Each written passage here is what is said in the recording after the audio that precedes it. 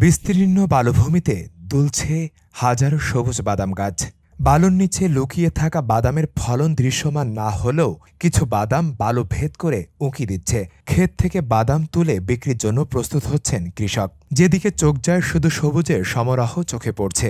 জামালপুরের সরিষাবাড়ী উপজেলার পিংনা, আওনা ও পোগলদিঘা ইউনিয়নের বিভিন্ন দুর্গম চরাঞ্চলে বাদামের বাম্পার ফলন হয়েছে। গত বছর ভালো দাম পাওয়ায় এবছর আরও অধিক পরিমাণ জমিতে বাদাম চাষ করেছেন এখানকার চাষিরা। তবে অধিকাংশ চাষিদের অভিযোগ, কৃষি অফিস থেকে পায়নি কোনো সরকারি প্রণোদনার বীজ বা সার, পায়নি কোনো সহযোগিতা বা পরামর্শ। বেসন কিনে আনছি 1200 টাকা ধরাই না, গাছি কৃষি অফিস তো নাকি দেয়। আমরা পাবলিক বেসন কিনে নিয়েছি। কৃষি অফিস থেকে কোনো সহযোগিতা করে না? না না, করে নাই, সহযোগিতা করে নাই। 10 বিঘা জমিতে বাদাম রোপণ করছি। এখানে আপনার বিঘাতে 10 মণ করে বাদাম আসে। এখানে মনে 3000 টাকা লাভ হয়। আমাদের 10 পাখিতে আপাতত না হলেও 10-100 মণ বাদাম আসবে না। আমরা কিনা লাগাইছি বাদামগুলো, কৃষি অফিস থেকে আমরা কোনো বাদাম পাইনি। তবে স্থানীয় সংসদ সদস্যকে দিয়ে ক্ষেত পরিদর্শন করিয়েছেন উপজেলা কৃষি অফিস।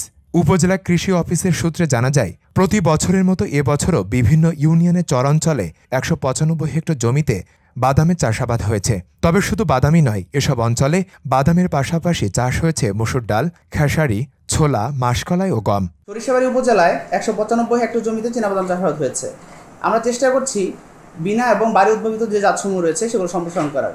প্রতি বছরই বিনা এবং বাড়ি উদ্ভাবিত এই জাতসমূহ সম্প্রসারণ হচ্ছে।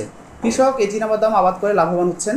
প্রতি বিঘাতে 6 থেকে 8 মণ করে বাদাম হচ্ছে এবং এই বাদাম কৃষক প্রতি মণ 4 থেকে 5 হাজার দরে বিক্রি করছে।